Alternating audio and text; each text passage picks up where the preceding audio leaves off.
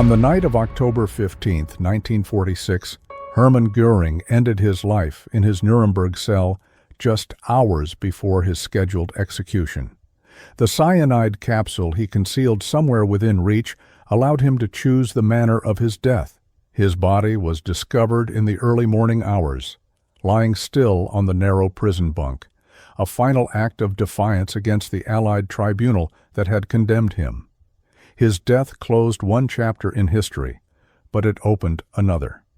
What happened to the family he left behind? From the luxury of Carinhall to the uncertainty of post-war Germany, the Göring name faced a dramatic fall. Before we go deeper into how this family's fate unfolded across the decades that followed, make sure to subscribe for more history that actually happened. In the final weeks of the war, Emmy and Edda Göring watched the world they knew disappear.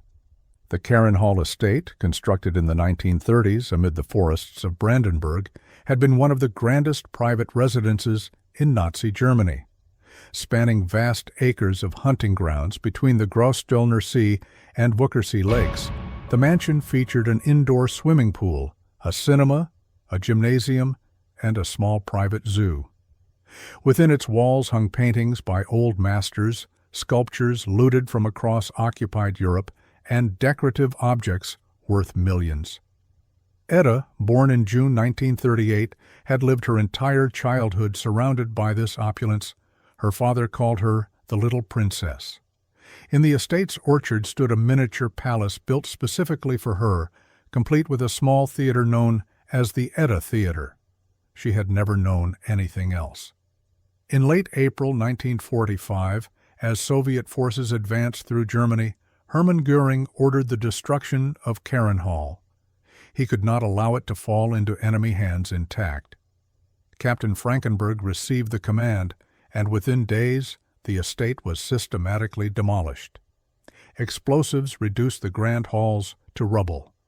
The hunting lodge where Hitler himself had visited, the galleries that once held priceless artwork, the indoor pool where Nazi elites had relaxed, all of it was turned to broken stone and shattered glass.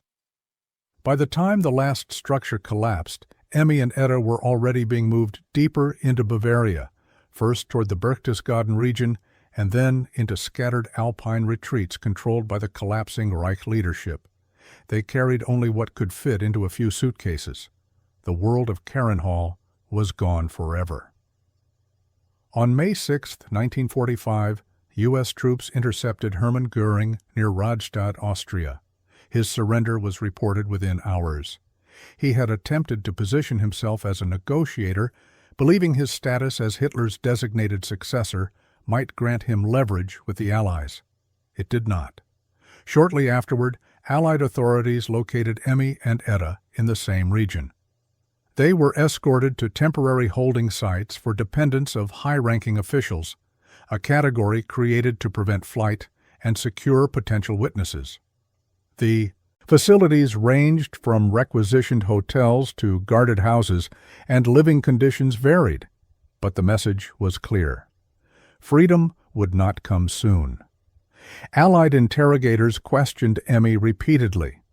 She had been one of the most visible women of the regime, often photographed alongside Hitler's inner circle. At state ceremonies and diplomatic functions, she had played the role of hostess, a figure some Allied officials informally referred to as the social First Lady of the Reich. They pressed her on her influence, her wartime privileges, and her proximity to official decisions. She insisted she had been only a private person, forced into a role she never sought. For the first time since the 1930s, she no longer had staff, status, or protection. For Edda, the transition was even more abrupt. At just 7 years old, she moved from a household surrounded by servants and ceremonial displays to a string of unfamiliar rooms under military guard. Allied personnel noted that she remained quiet and polite, often holding tightly to a small suitcase containing a few belongings she had been allowed to keep. She asked repeatedly when she would see her father. No one could give her an answer she would understand. Meanwhile, Hermann Göring's arrest changed Emmy's legal position overnight. The Allies began a detailed inventory of the family's assets. Jewelry, furs, luxury automobiles, and art pieces linked to larger restitution investigations were catalogued and confiscated. Personal items that Emmy attempted to keep were often seized for review. By the late summer of 1945, Emmy and Edda had been transferred several times. They lived for weeks in a requisitioned building near Garmisch-Partenkirchen before being moved again to facilities closer to Munich. The war was over, but for the Göring family, the ordeal had only begun. With Hermann Göring now awaiting trial before the International Military Tribunal, Emmy and Edda entered a new and uncertain phase, caught between the legal machinery of denazification and the personal collapse of everything they had known. As the International Military Tribunal opened in November 1945, Hermann Göring became its most prominent defendant. His testimony, delivered across the winter and spring of 1946, dominated world headlines. He denied criminal responsibility, defended the regime's decisions, and attempted to position himself as a statesman rather than a war criminal. He was articulate, defiant, and unrepentant. For Emmy and Edda, still under Allied supervision, the trial meant months of uncertainty and renewed scrutiny. Allied reports noted that Emmy asked repeatedly for updates, but was not permitted direct communication with her husband. The sentence came on October 1, 1946. Göring was found guilty on all major counts: conspiracy, crimes against peace, war crimes, and crimes against humanity. He was condemned to death by hanging. He requested execution by firing squad, a military death he believed more honorable. The request was denied. Less than 2 weeks later, on the night of October 15th, he took his own life in his cell, using a cyanide capsule he had concealed throughout his imprisonment. How he obtained it remains a matter of historical debate. His death ended his role in world affairs, but intensified the legal and political consequences for his family. When the news reached Emmy and Edda, observers noted a quiet but profound shock. Emmy reportedly refused to believe the details at first. Edda, then 8 years old, asked where her father had gone. Beyond the personal impact, the Nuremberg verdict triggered the full legal dismantling of the Göring estate. Allied and German authorities began formal seizure procedures covering properties, valuables, and financial accounts. Carinhall had been destroyed, but the family still held art, jewelry, and personal collections. Much of this inventory was linked to the larger restitution efforts involving art taken from across occupied Europe. The most famous case involved the Goering art collection, one of the largest private collections assembled during the Third Reich. Allied investigators tracked hundreds of paintings, sculptures, and decorative objects to repositories in Bavaria and Austria. The collection, valued at $200 million in 1945, consisted largely of works looted from France, the Netherlands, and Poland. Approximately 50% of it had been confiscated from Jewish families. Allied Monuments men cataloged each piece, identified original owners when possible, and began the long process of restitution. The collection was disassembled and distributed. Emmy retained nothing. When Germany entered the denazification phase in 1947, Emmy Göring's case drew intense attention. Unlike many spouses of Nazi officials who had remained in the background, Emmy had been a highly visible figure. She had attended public ceremonies, cultural events, and diplomatic functions. Prosecutors argued that her public presence supported the regime's image and contributed to the normalization of Nazi leadership. The loss she faced after 1945 was financial as well as symbolic. With no estate and no access to former privileges, Emmy entered the post-war years without security. Compensation claims she attempted to file in the late 1940s stalled under denazification regulations, and pension rights tied to her husband's former state roles were denied. Edda's situation was also marked by uncertainty. Although children were not subject to denazification, the Göring name carried considerable weight. Allied administrators briefly debated whether she should be placed under outside guardianship during the process. The idea was ultimately rejected in favor of returning her to Emmy under supervision once the mother's case was resolved. In early 1947, Emmy was summoned before a denazification tribunal in Garmisch-Partenkirchen. Prosecutors presented photographs, witness testimonies, and records showing her involvement in state-sponsored cultural organizations. They argued that her public presence supported the regime's image. Emmy countered that she had been only a private person forced into a role she never sought, that she had no knowledge of the crimes committed by the regime, and that she had focused only on her family. The tribunal issued its ruling in March 1948. Emmy was classified as a major offender under the denazification system. She lost all remaining property rights, including claims to household goods held by the Allies. She faced a permanent ban from working in public sectors, as well as restrictions on travel, media appearances, and participation in cultural institutions. The verdict also barred her from receiving pensions tied to her husband's former state positions. She was sentenced to 1 year in a labor camp, though the sentence was suspended due to time already served in detention. 30% of her remaining property was confiscated. Appeals followed almost immediately. Emmy argued that her classification overstated her political involvement, emphasizing her lack of formal power within the government. Defense attorneys cited her responsibilities as a mother, her limited knowledge of high-level decisions, and her withdrawal from public life after 1939. Appeals eased some restrictions over time, especially those affecting movement and personal employment. Still, the central penalties remained in place throughout her life. Her financial situation after the trial was challenging, but not desperate. Emmy resettled in Munich, where she lived in modest accommodations supported by long-standing friends from the theatrical world. Before the war, she had been a successful actress, and some of those connections endured.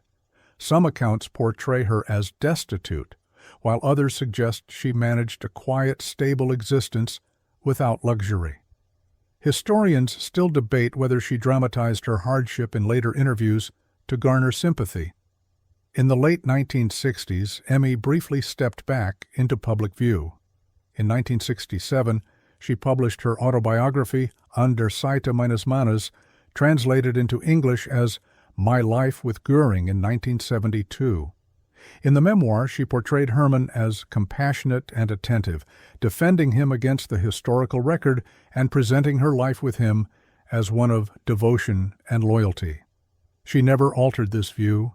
She insisted he had been a loving husband and father, that he had tried to restrain the excesses of others within the regime, and that history had judged him too harshly. The book sold modestly but stirred controversy. Critics accused her of whitewashing history. Supporters argued she was simply expressing her personal experience. Her final years were marked by declining health. On June 8, 1973, Emmy died in Munich at age 80. Edda remained with her mother until the end. There was no public funeral. The name Göring had become a burden few wished to carry openly. Edda Göring was born on June 2, 1938, and the Nazi regime treated her birth as a national celebration. 10 days later, crowds filled the streets of Berlin when Hermann Göring brought Emmy and their newborn daughter home. On November 4, 1938, Hitler served as her godfather during a formal baptism at Carinhall, an event covered by Life magazine and broadcast on German radio. Among her gifts were paintings attributed to Lucas Cranach the Elder, a sign of the privilege surrounding her from birth. Members of the Nazi elite often called her the Little Princess. In 1940, the Luftwaffe built her a miniature palace in the orchard, a 50-square-meter structure complete with a small theater. That world fell apart in 1945. For Edda, childhood ended in an internment building under Allied guard. After her mother's denazification case concluded, she returned to Munich. Through the late 1940s and 1950s, she tried to build a normal life, attending local schools and living with her mother in modest rooms. The name Göring ensured she lived with a label that she had not chosen and firmly refused to remove. She never changed her surname. She never apologized for her father. She never distanced herself from his legacy. As Edda entered adulthood, she began studying law at the University of Munich. She worked briefly as a law clerk before moving into a hospital laboratory as a medical technical assistant. She kept that career for decades. She never married. She never had children. She lived quietly, avoiding the media and maintaining only a small circle of friends. In the 1970s, Edda briefly stepped back into public life. For several years, she was closely associated with journalist Gerd Heidemann, who had purchased the Carinhall, the yacht once owned by her father. Their relationship placed her in social circles where the past was often discussed openly. On board the yacht, gatherings sometimes included former figures from the wartime era, among them Karl Wolff and Wilhelm Mohnke. What set Edda apart from many descendants of Nazi leaders was her unwavering defense of her father. In interviews during the 1990s and early 2000s, she insisted her father had been a kind, protective figure in her life and claimed he had tried to restrain the excesses of the regime. When asked directly about his crimes, she simply replied that she remembered a loving father. She refused to acknowledge the evidence presented at Nuremberg. She refused to accept the historical consensus. She refused to apologize. She continued to live quietly, spending years in Schwaz, Austria, before returning to Munich. When she died on December 21, 2018, her obituary in the New York Times highlighted her unwavering loyalty, a loyalty that set her apart not only from German society, but even from members of her own extended family. Her death was not made public immediately. She was buried in an unmarked grave in Munich's Waldfriedhof Cemetery. Local officials confirmed her death to media only months later. Edda was not the only living descendant of Hermann Göring. His grandniece, Bettina Goering, born after the war, took a radically different path. Raised outside the immediate family structure, Bettina grew up deeply aware of the Göring legacy and the impact it carried in Germany and internationally. Unlike Edda, she rejected the family narrative entirely. Bettina moved to the United States in adulthood and later settled in New Mexico. In interviews, she openly described the burden of carrying the Göring name and spoke about the psychological weight of being related to one of the most notorious figures of the Third Reich. Her statements attracted international attention in the 2000s when she revealed that both she and her brother had voluntarily undergone sterilization. Her reasoning, as she put it, was to end the line and ensure that no future generation would inherit what she called the shadow of Göring. She explained that she could not risk creating another monster, that the bloodline itself felt cursed, and that the only responsible act was to ensure it stopped with her generation. Bettina's decision reflected a personal attempt to break from the family legacy entirely. Her choice stood in sharp contrast to Edda's lifelong loyalty. While Edda defended her father until her final years, Bettina confronted the past head-on, discussing shame, responsibility, and the cost of inherited history. The two women never met. They represented opposing responses to the same burden. One chose denial, the other chose extinction. The story of the Göring family after World War II is a story of collapse, denial, and divergence. Emmy spent the rest of her life defending a man history had condemned. Edda lived quietly, refusing to acknowledge the crimes her father had committed. Bettina chose sterilization to end the family line entirely. Each response reflected a different way of coping with a legacy that could not be escaped. The name Göring became a symbol of guilt, privilege, and the long shadow cast by the Third Reich. The family that once lived in palaces ended in unmarked graves and deliberate extinction. History remembers Hermann Göring as one of the architects of Nazi terror. His family paid the price long after his death. Please don't forget to like, share, and subscribe.